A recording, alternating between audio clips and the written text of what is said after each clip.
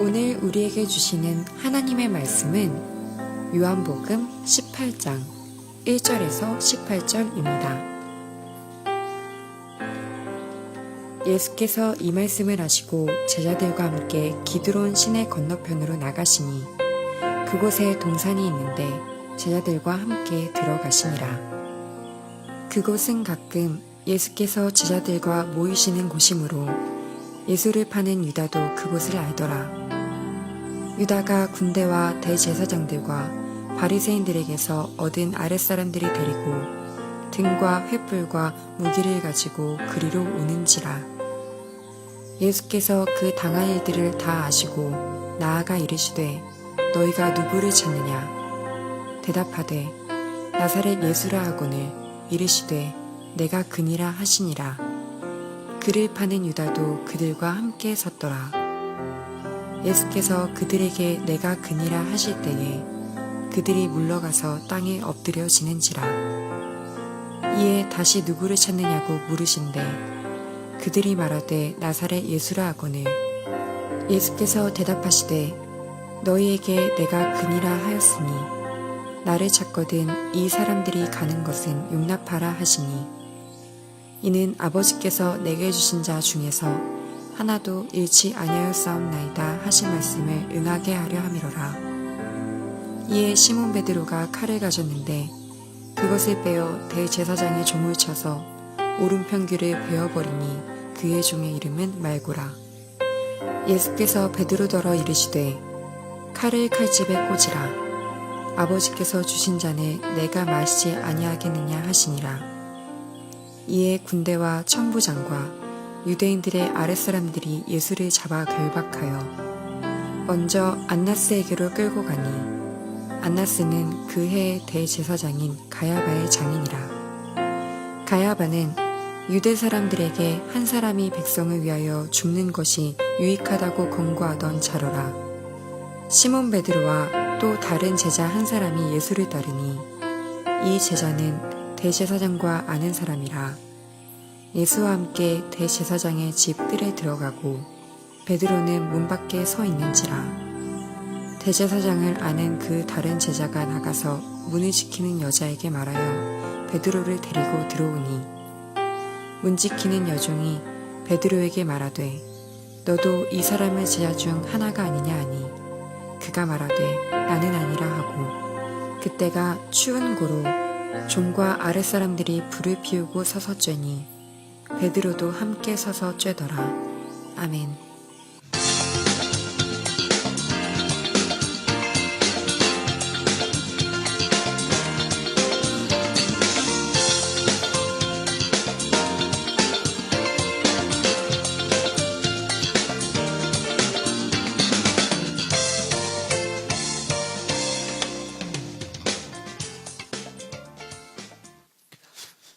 할렐루야. 오늘도 예배 자리에 서신 예배자 되신 여러분 한 분 한 분을 진심으로 사랑하고 축복합니다. 예수님께서 17장의 중보기도를 마치신 다음에 바로 체포되십니다. 예수님의 체포와 재판은 그야말로 전격적으로 이루어지고 아주 신속하게 처리가 됩니다. 예수님을 향한 그 당시에 그 기득권층, 세력을 갖고 있던 사람들의 증오는 아주 복잡한 굉장히 역학적인 관계를 갖고 있습니다. 당시 이제 기득권층이라 하면은 종교 권력층하고 정치 권력층 이 두 가지가 있을 텐데요.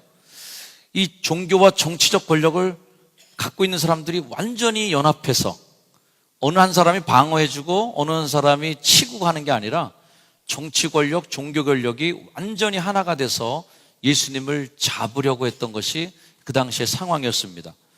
예수님을 체포해 가서 제일 먼저 끌고 간 것이 이제 안나스라는 사람 앞이었는데요. 오늘 말씀 8장 12절에서 13절 말씀에 보면 천부장 유대인 아랫사람들이 예수를 잡아서 결박해서 먼저 안나스에게로 끌고 갔다라는 대목이 나옵니다. 자, 안나스, 그 사람은 가야바의 장인이었다라는 말까지 오늘 성경에서 말해주고 있는데요. 이 안나스와 가야바 두 사람은 그 당시 종교 권력의 아주 핵심입니다. 안나스는 주후 6년에서 15년까지 대제사장 역할을 했었고요. 그의 아들 중에는 4명이나 대제사장을 했습니다. 그리고 오늘 등장하는 가야바도 그의 사위인 걸 보면 이 안나스의 가문이야말로 거대한 종교적 로얄 패밀리가 아닐 수 없죠. 로마의 식민지가 되기 전까지는 대제사장은 영구직이었습니다. 계속 평생직이었어요. 종신직이었었는데 로마 정부가 개입하면서부터 대제사장을 정치에 이용합니다. 자신들이 임명하기도 하고 거기에 개입하기도 하죠. 그러면서 이 대제사장직을 임명하게 되는데 대제사장직을 맡기 위해서 음모, 뇌물, 권력투쟁, 온갖 부정부패에 산실이 되는 것이 이 대제사장 자리를 차지하기 위한 투쟁이었어요. 막대한 돈을 들여서 이 대제사장의 역할을 샀던 사람들은 어마어마하게 부정적인 방법으로 다시 또 돈을 빼내야만 했습니다. 그 중에 하나가 성전에서 물건을 사고 파는, 희생제물을 사고 파는 그런 일들이었고요. 그래서 성전 측에서는 권리금을 받고 그 장사하는 사람들을 그렇게 용인해 줬고요. 예수님께서 공생애를 시작하시면서 먼저 가서 성전에 가서 상을 뒤엎고 사람들에게 막 폭력을 휘두른 사건이 있었습니다. 이른바 성전 정화 사건. 이 예수님의 성전 정화 사건으로 인해서 가장 직격탄을 맞은 사람이 누구냐 하면 이 안나스입니다. 자신의 수입에 막대한 영향을 끼치게 된 거죠. 예수님을 잡아서 맨 먼저 끌고 간 것이 안나스 앞이라는 사실만으로도 예수님을 죽이기 위해서 가장 노력했고 이 예수님 체포작전에 누가 더 앞섰는가를 증명해주는 장면이 바로 이 장면입니다. 그 당시 사람들이 아무렇지도 않게 받아들이고 있었던 그 성전에서의 장사하는 일들이라든지 이런 부정부패들에 대해서 유일하게 반기를 들었던, 그것에 대해서 정면으로 도전했던 사람이 예수님이었어요.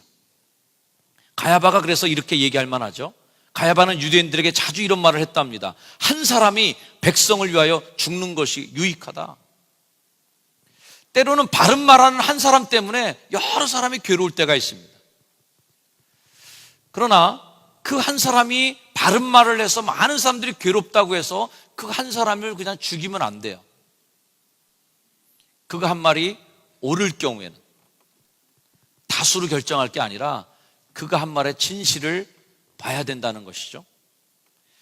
자, 이런 상황 속에서 예수님이 미운 털이 단단히 박힐만 한데요.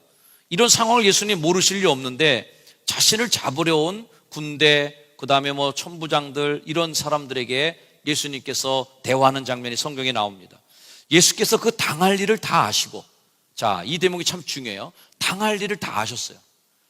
이 상황이 지금 어디로 돌아가고 있는지 영문도 모르고 이게 뭐야? 라고 한 게 아니라 이런 상황이 어떤 건지를 다 아셨어요. 다 아시고 나서 대화가 시작됩니다. 야, 누구 찾아? 누굴 찾으러 왔어요? 라고 물어보니까 나사렛 예수를 찾으러 왔습니다.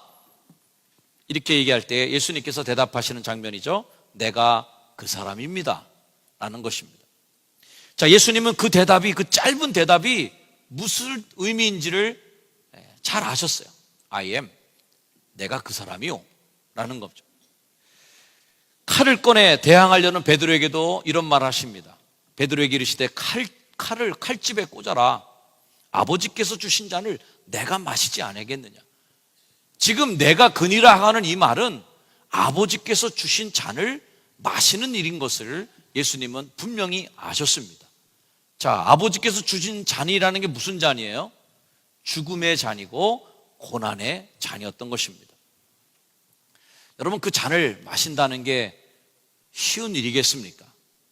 미국 사회에서 가장 인종차별이 심했던 그 시절, 인종차별이 극심했던 그 시절, 인종차별에 맞서서 흑인을 해방하기 위해서 싸웠던 마틴 루터 킹 목사님이라는 분을 이름을 들은 바 있을 것입니다.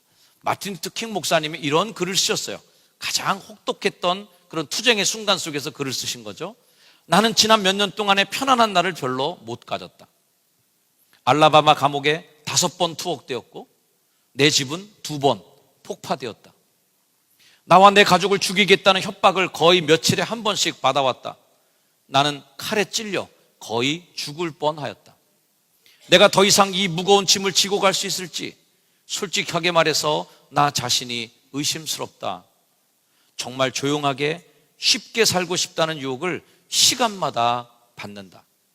그러나 이런 유혹을 받을 때마다 내가 힘을 얻고 굴하지 않는 이유가 하나 있다.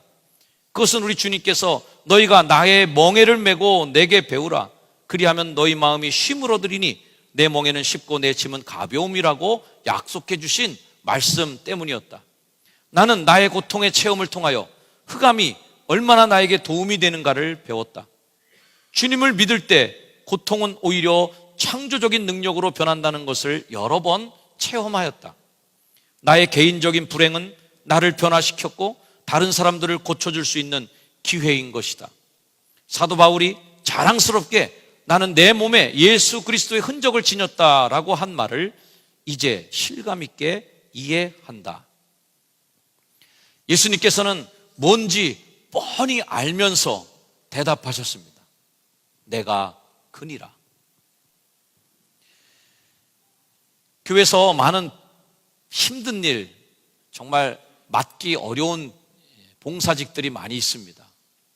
어느 한 파트든 쉬운 일이 있겠습니까마는 우리 교회 굳은 일 중에 한 곳이 목요 경로식당 팀장이십니다.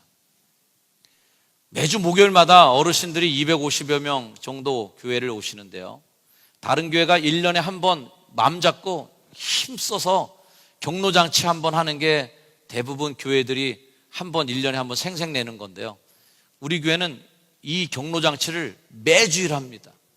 매주일 200에서 250, 많을 때는 300분에 가까운 분들이 오셔서 식사를 하시는데요, 머리를 깎아주시는 분도 있고 차를 타주시는 분도 있고 여러 봉사분들이 있어요.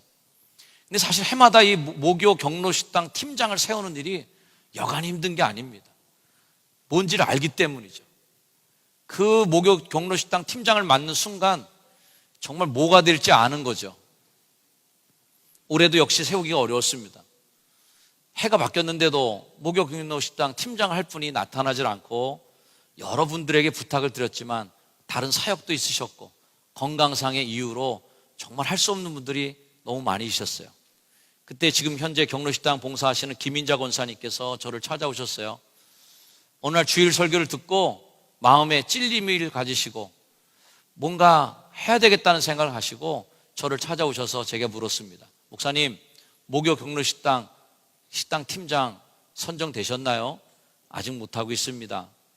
그때 권사님이 해주신 말이 저에게 정말 힘이 됐어요. 제가 할게요. 저는 오늘 이 설교를 준비하면서 예수님께서 내가 그니라 했던 그 말을 이렇게 읽으면서 그 권사님의 대답을 제가 마음속에 떠올렸어요. 예수님께서 성경적 표현 그대로 그가 당할 일을 다 아시고, 이게 무슨 일인지 알 텐데 등대 밀려서 할 수 없이 하는 분들은 있었지만 이 굳은 일을 자기가 먼저 하겠다고 온 분은 제가 이 교회에서는 처음 있는 일이었어요. 예수님의 겟세마네 동산의 기도를 통해서 이 고난의 쓴 잔을 이미 마시기로 작정하셨습니다. 그러니 그 일을 피할 일도 아니고 도망갈 일도 아니고 나 예수 아니요 라고 그 시간 회피할 일도 아니었어요. 우리가 예수님을 믿기로 작정한 순간 우리는 예수님의 십자가를 같이 지고 가기로 이미 예수님과 약속한 사람들입니다. 그러니 그런 일들 앞에서 나 아니요 라고 할 일이 아닌 거죠. 내가 그 사람이며, 내가 당신들이 잡아갈 그 사람이요, 내가 십자가에 가서 죽을 사람이요 라고 대답한 그 말이 내가 그니라 한 말입니다. 독일 나치치하에서 저항운동을 벌였고 사형 원고를 이미 받아서 이미 죽은 목숨과 진비 없었던, 그러나 극적으로 사형을 면한 보네포 목사님, 그래서 그 목사님을 가리켜서 살아있는 순교자라는 별칭을 붙여줍니다. 살아있는 순교자인 보네포 목사님이 그의 저서 옥중 서안에서 예수님의 겟세마네 선택에 대해서 이렇게 묵상을 합니다. 명령에 따라 고통을 받는 것은 자의로 고통받는 것보다 쉽다. 여럿이 함께 고통받는 것은 혼자 고통받는 것보다 쉽다. 육체적으로 고통받는 것은 정신적으로 고통받는 것보다 쉽다. 그런데 예수님은 자의로 그리고 혼자서 육체적 고통과 정신적 고통 모두를 선택하셨다. 고난과 죽음 앞에서 그것을 당당하게 선택할 수 있는 그 용기, 그것은 어디에서 나왔을까요? 바로 그 십자가가 나의 사명이라고 하는 고백 속에서 내가 그니라 하는 이 말이 저는 나왔으리라고 믿습니다. 예수님의 십자가는 고난을 겪어본 사람만이 이해할 수 있는 것이에요. 그러므로 이 교회에서 하나님의 사명을 위해서 자신을 희생하고 사명 때문에 손해보고 사명 때문에 불이익을 당해본 사람만이 겟세마네 동산의 기도를 이해할 수 있습니다. 그 쓴 잔을 내게 주시옵소서. 제가 마시겠습니다. 예수님의 영광은 스스로 십자가를 선택하고 짊어진 사람만이 맛볼 수 있는 특권인 것입니다. 오늘도 여러분 성경학교 때문에 선생님들이 많이 땀을 흘리고 있습니다. 어제도 그 아이들과 함께 가서 잠도 여기서 자면서 말이죠, 그 아이들을 섬기는 분들, 그 아이들의 점심 저녁 식사를 준비하기 위해서 그 더위에 식당에서 땀을 흘리시는 분들, 여러 봉사자분들이 땀 흘리면서 그 어린이들이 행복하게 웃는 표정을 보면서 정말 가슴이 뭉클했습니다. 내일부터 시작되는 트레스티아스 봉사 들어가시는 분들의 명단을 제가 봤습니다. 정말 쉬운 일이 아닌, 자신의 인생 속에서 이렇게 쉴 수 있는 날이 많지 않은데 그 무더위에 자신의 삶의 휴가를 뒤로 미룬 채 봉사를 들어가는 분들의 명단을 보았습니다. 가슴이 뭉클했습니다. 이게 뭐 좋다고 이렇게 들어갈까? 가면 고생할 거 뻔히 아는데 죽도록 고생하잖아요. 트레스티아스 봉사해 보신 분들 알잖아요. 하루에 잠을 3시간, 4시간밖에 못 자는, 아니 어쩌면 잘 수도 없어요. 그렇게 희생할 줄 아는 분들의 삶을 보면서 목사도 너무 은혜를 받습니다. 부끄러워요. 나는 이게 천직으로 알고 하고 있지만 그분들은 해야 될 일이 산적하게 있는 분들이고 분명히 거기에 들어가서 봉사를 하면 돈을 못 벌 거예요. 경제적인 손해가 나요. 그럼에도 불구하고 섬기는 분들을 볼 때마다 가슴이 뭉클합니다. 여러분, 크리스찬이 누굽니까? 크리스찬은 예수님의 십자가에 초대된 사람들이에요. 누구든지 나를 따라오려면 자기를 부인하고 자기 십자가를 지고 나를 쫓아오라고. 그게 그리스도인인 것입니다. 그렇게 기독교인의 삶은 예수님처럼 십자가의 고난을 자발적으로 선택하는 삶이어야 된다. 저는 이렇게 믿습니다. 정말 교과서적으로만 본다면, 교회에서 교과서만 딱 지키는 걸로 본다면 교회 모든 봉사직은 부탁이나 목사님들이나 모든 교회 일하는 분들이 읍소하면서 말이죠, 삼고초려하면서 제발 좀 해주세요, 이런 일이 없어야 되는 거죠. 내가 그니라, 그 일 제가 할게요 라고 얘기하는 것이죠. 베드로전서 4장 13절 너희가 그리스도의 고난에 참여하는 것으로 즐거워하라. 이는 그의 영광을 나타내실 때에 너희로 즐거워하고 기뻐하게 하려 함이라. 주님의 그리스도의 고난, 그것에 누가 갈래? 할 때 내가 있습니다, 내가 그 사람입니다 라고 해야 그분의 영광에 참여할 때도 그 자격이 있다는 거죠. 히브리서 2장 9절 곧 죽음의 고난 받으심으로 말미암아, 죽음의 고난으로 영광과 존귀로 관을 쓰신 예수님을 보니까 여러분, 영광과 존귀의 관, 승리의 관은 누가 쓰느냐? 죽음의 고난 받으심으로 말미암아 쓰시는 거라. 우리도 역시 영광과 존귀의 관을 사모하는데 그러려면 뭘 해야 되겠냐는 게 답이 나오잖아요. 이를 행하심은 하나님의 은혜로 말미암아 모든 사람을 위하여 죽음을 맛보려 하십니다. 예수님이 그 일을 위해서 고백하시는 것입니다. 내가 그니라. 누가 십자가를 질 것인가? 내가 누구를 보낼꼬? 탄식하는 성령님의 울림이 있을 때 이사야 6장 8절에 있는 말씀처럼 내가 누구를 보내며 누가 우리를 위하여 갈고 하시니 그때 내가 이르되 내가 여기 있나이다. 나를 보내소서. 여러분 한번 가슴에 손을 얹고 이렇게 한번 고백해 보시길 바랍니다. 내가 그 사람입니다. 굉장히 어려운 고백이신 것 같아요. 누가 나를 위하여 갈고 내가 누구를 보낼고. 여러분의 고백 시작. 내가 할게요. 코미디언의 고백이 아니라 제가 할게요. 느낌 아니까. 우리 그리스도인들은 정말 십자가의 느낌을 알아야 되는 거예요. 고난의 터널을 지나서 승리하는 그 영광의 맛을, 그 느낌을 알고 신앙생활하는 사람들이죠. 자, 예수님께서 이렇게 재판을 받고 억울한 누명을 뒤집어 쓰고 계실 때 밖에서는 베드로가 대제사장하고 아주 친한 제자가 하나 있어서 이것도 참 궁금해요. 언젠가 한번 이 사람에 대해서 설교를 한번 해보고 싶어요.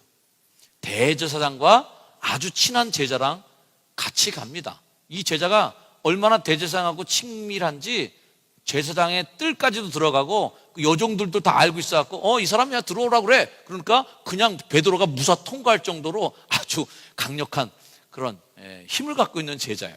도대체 이 사람이 진짜 예수님의 제자였을지 아니면 정말 트로이의 목마처럼 예수님의 제자 속에 들어와서 간첩질을 하고 있었던 사람인지는 한번 제가 조사해보고 싶은 마음이 좀 듭니다. 아무튼 이 제사장과 잘 아는 사이인 제자랑 같이 대제사장 집들까지 옵니다. 문 지키는 여종이 베드로에게 물어보죠. 너도 이 사람의 제자 중 하나가 아니냐? 라고 물을 때 그가 말하되 나는 아니라. 저는 오늘 설교를 준비하면서 사실 예수님이 잡히시는 장면까지만 이제 설교를 끊고 그 뒤에 장면에 이제 베드로가 부인하는 장면을 따로 끊어서 설교를 하려고 이제 계획을 세웠었어요.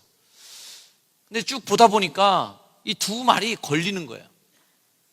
묘하게도 이 짧은 두 말, 내가 그니라 이 말하고 나는 아니라 하는 이 말하고 어쩜 그렇게 선명하게 딱 제 눈에 들어오기도 하고 제 마음에 부닥힘이 오는 거예요.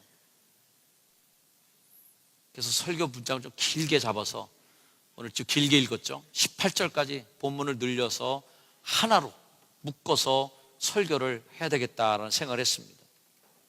예수님이 체포되는 순간에 얼마나 용기를 발휘해야 했는지 베드로는 갖고 있는 칼을 빼서 제사장의 종의 귀를 쳐서 귀를 떨어뜨렸어요.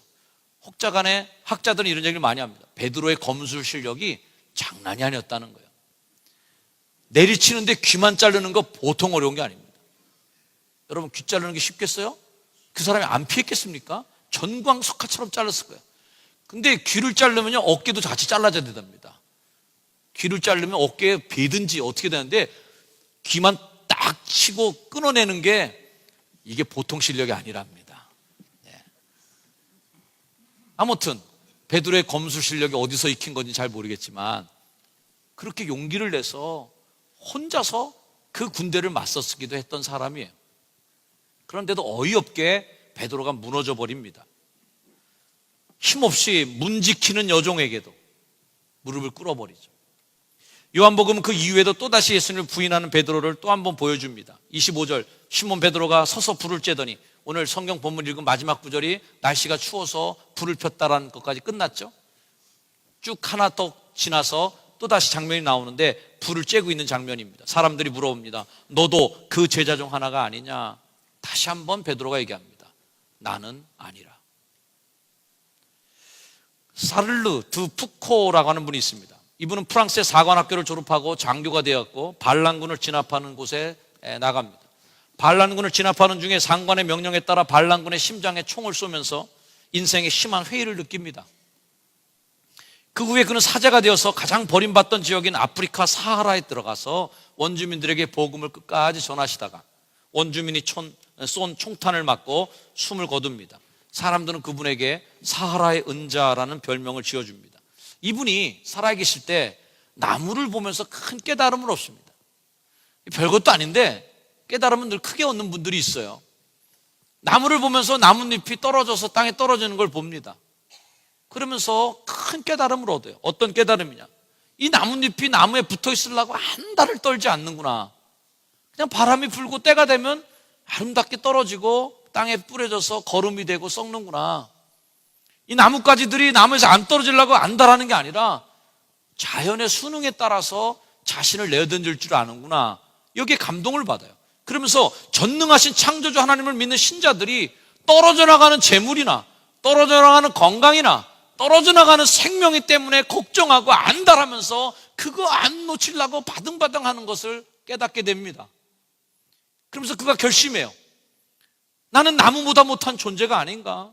하나님을 믿으면서도 왜 하나님이 시키는 대로 난 하지 않는가? 그러면서 평생 하나님의 뜻대로 순종하고 살 것을 결심합니다. 그러면서 사라에 들어가서 평생을 지내다가 거기서 숨을 거두시는 인생을 살죠. 그분이 이런 말을 남겼습니다. 하나님을 믿는 자에게 가장 어려운 것은 무엇입니까? 라는 질문을 스스로에게 던지면서 이런 답변을 해요. 하나님을 믿는 자에게 가장 어려운 것은 하나님을 믿는 것이다. 목사님 그게 무슨 말입니까? 말장난 같은데 저는 이 말에 굉장히 감동을 받았어요. 하나님을 믿는 우리들이 가장 어려운 게 뭐야? 하나님을 믿는 겁니다. 하나님을 못 믿으니까 난 아니야 이게 되는 거예요. 베드로의 그 순간은 하나님이 안 계신 거예요. 여러분들 교회에서 주님의 사명을 감당하게 될 때 그 일을 감당할 때 하나님이 힘 주시고 능 주시고 재물도 주시고 힘도 주실 것을 믿습니까? 그러면 나는 아니야 이 말이 어떻게 나올 수 있겠습니까? 하나님을 믿을 때 가장 걸림돌이 하나님을 믿는 거예요. 즉 하나님을 믿지 않는 거죠. 이 사를루드 푸코는 크리스천들이 결정적인 순간 신앙이 없는 사람처럼 행동하는 이유를 두 가지로 지적합니다. 첫째는 결정적 순간 하나님을 보기보다는 자기 자신을 보기 때문이다. 즉 믿음의 눈을 뜨지 않고 상황을 보고 현실을 보는 거예요. 두 번째도 마찬가지입니다. 하나님보다 내 눈앞에 펼쳐진 상황을 더 크게 보기 때문이다. 나를 보고 상황을 더 크게 보고 그러면 하나님을 향한 신앙과 하나님을 향한 믿음, 결정적 순간에 신앙이 없는 사람처럼 선택하고 행동하게 될 것이다. 베드로도 순간적인 울컥한 마음으로는 귀도 잘라서 치는 용기를 바랬지만 점점 밀려오는 공포감, 예수님이 재판정에 끌려가고 문은 굳게 닫혀 있고 이 살벌한 분위기, 군병들이 왔다 갔다 하고 뭔가 이 거대한 조직, 이 거대한 권력이 뭔가 진실을 감추려고 하는 그 순간, 그 공포를 느끼는 순간 나도 모르게 나 아니야, 나 몰라요, 나 자신이 보이는 거야. 내 목숨이 보이고 구차스러운 내 인생의 그 삶의 그 순간의 행복감들을 뺏고 싶지 않은 마음이 나 아니야, 난 안 해요 라고 손사래를 치게 만드는 것이죠. 베드로는 굳게 맹세도 했습니다. 모든 사람이 주를 떠나더라도 나는 주를 떠나지 않겠습니다. 맹세도 했어요. 결심도 했어요. 그 맹세와 결심도 자기를 보는 순간 다 무너집니다. 내가 하나님의 교회 봉사도 할 겁니다. 주를 위해서 내가 희생도 할 겁니다. 교회를 위해서 내가 사명도 감당할 거예요. 그러나 나를 보는 순간 그 결심도 그 다짐도 무너지는 겁니다. 그거 했다가 내 시간이 어떻게 될 것인가? 그 일을 했다가는 내가 갖고 있는 행복들은 어떻게 또 손상을 입을 것인가? 내 돈은 또 어떻게 될 것인가? 결국은 정말 주님이 기대하시는 일인 걸 알면서도 나는 아니라, 정말 주님이 쓰고자 하시는 일에 여러분 재물이 쓰이고 싶을 때 주님의 마음도 이해하고 알지만 우리들의 마음은 현실을 볼 때 목사님 나는 아니에요, 주님 나는 아니에요, 그건 저 알잖아, 제 사정. 제 형편 알잖아요. 이 일 좀 해주셔야 되겠어요. 하나님, 저 알잖아. 제가 사정 알잖아요. 난 아니에요. 저는 모든 사람들이 우리가 부끄럽게도 또 제 자신에게도 입으로 발설하지는 그렇게 않았지만, 입으로 그렇게 얘기한 적은 없지만 우리가 삶 속에서 또는 행동으로, 마음으로 이렇게 외치고 있지는 않은가? 나 예수님을 모릅니다. 난 예수님의 제자가 아니에요. 여러분의 삶에 정말 여러분의 일터 속에서 한 번만 양심을 속이면 그 이익이 내게 올 텐데, 그때 여러분의 마음속에 질문이 올 겁니다. 내가 예수 믿는 사람들이 이래도 될까? 그때 여러분은 예수님처럼 대답하실 거예요. 베드로처럼 대답하실 거예요. 내가 그니라. 아, 맞아, 나 크리스찬이지. 나 효성중학교 집사지. 나 효성중학교 권사인데, 내가 효성중학교 장로인데, 내가 그니라. 당할 일을 다 알면서도 뻔히 그 대답이 무슨 내게 피해가 닥쳐오고 죽음의 잔까지 가는 길임에도 알게도 불구하고 내가 그니라 하고 대답하고 있는지, 뻔한 손해 앞에서 한 번만 내가 눈 감아버리거나 정의 앞에서 내가 한 번만 부정직하게 내가 그니라 또는 내가 아니라 이 얘기만 분명하게 했더라도 세월호 사건이 있었겠으며 오늘날 유병원 씨를 둘러싼 그 수많은 해프닝들, 집단적인 이 쇼가 일어날 수 있겠습니까? 단 한 명 크리스찬이 거기 있더라도 그 수많은 연결고리 속에 크리스찬이 단 한 명이라도 있을 텐데, 그 사람이 용기를 내서 내가 그니라 양심껏 그렇게 얘기하든지, 또는 반대로 그리스도의 양심을 가지고 나는 아닙니다 라고 얘기하든지, 이렇게 되면 대한민국이 여기까지 왔겠는가? 반성해 보는 것이죠. 마태복음 10장 말씀에 주님이 얘기하십니다. 누구든지 사람 앞에서 나를 시인하면, 사람들 앞에서 내가 그리라 라고 얘기하면, 내가 크리스찬입니다, 내가 효성중학교 성도입니다 라고 고백하면 하늘에 계신 내 아버지 앞에서 그를 시인할 것이다. 반대로 누구든지 사람 앞에서 나 교인 아닙니다, 나 크리스찬 아닙니다, 나 교회 집사 아니에요 라고 안 하면 나도 하나님 앞에서 그를 부인하리라. 여기서 시인하는 거, 부인하는 거, 이 두 가지, 이 별거 아닌 것 같지만요, 이 선택이 뭘 의미하시는지 아십니까? 시인하면 천국에 가는 거고요, 부인하면 지옥에 가는 거예요. 천국과 지옥을 나누는 어마어마한 일이 되는 거예요. 뭐 사람들 앞에서 나를 시인하냐, 사람들 앞에서 나를 부인하냐, 삶에서 그걸 증명해내고 있는가? 너가 크리스찬인 것을 내가 그니라 얘기하는가? 라는 거죠. 오늘 예수님의 짤막한 그 한마디 말과 베드로의 짤막한 그 한마디 말을 오늘 비교하면서 여러분과 생각해 봤습니다. 내가 그니라, 나는 아니라. 이 대조되는 말에 어느 쪽을, 어느 편을 여러분 선택하시렵니까? 기도하겠습니다. 하나님, 인생의 결정적인 순간 내가 해야 할 답변을 이 시간 결단하게 하옵소서.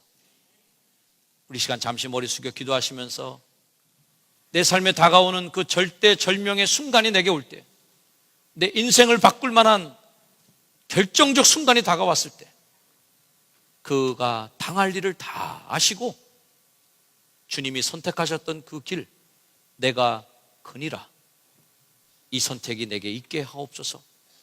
그런 믿음의 마음, 결단을 갖기를 원하며 잠시 여러분 묵상하며 기도하시길 바랍니다. 기도하겠습니다.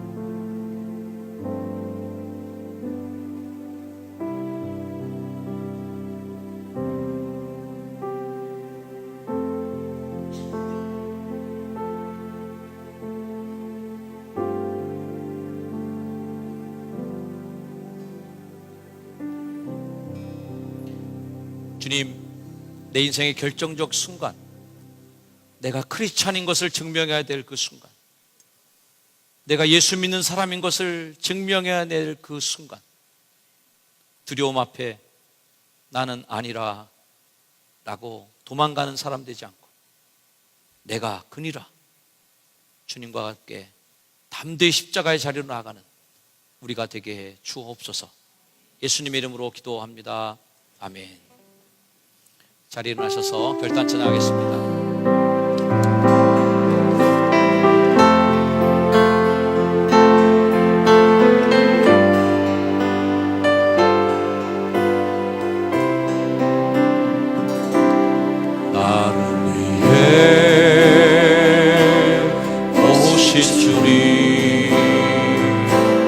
나의 죄를 위하여서 내 민족들에게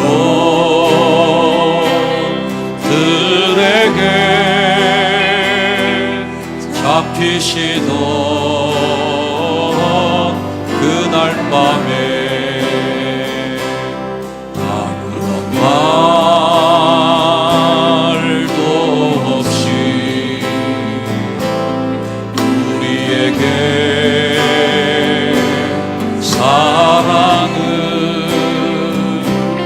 보여주신 주님 예수, 십자가를 지셨네. 그러나 언젠가 주님을 부인하며 원망하고 있을 때에 나에게 오셔서 사랑의 손길로 걸음하시셨네. 거절할 수 없어, 외면할 수 없어. 주님의 그 손을 잡았었네. 주님의 사랑에 뜨거운 눈물을 흘리고 나타나네.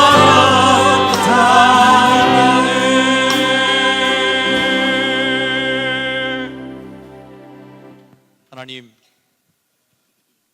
나를 위해 오신 주님, 십자가를 지신 주님, 그러나 내가 주님을 부인하며 원망하고 있을 때에 나에게 오셔서 사랑의 손길로 붙잡아 주시고 나를 다시 일으켜 주신 예수님, 그 예수님의 사랑에 감동하여 우리가 살아가고 있습니다.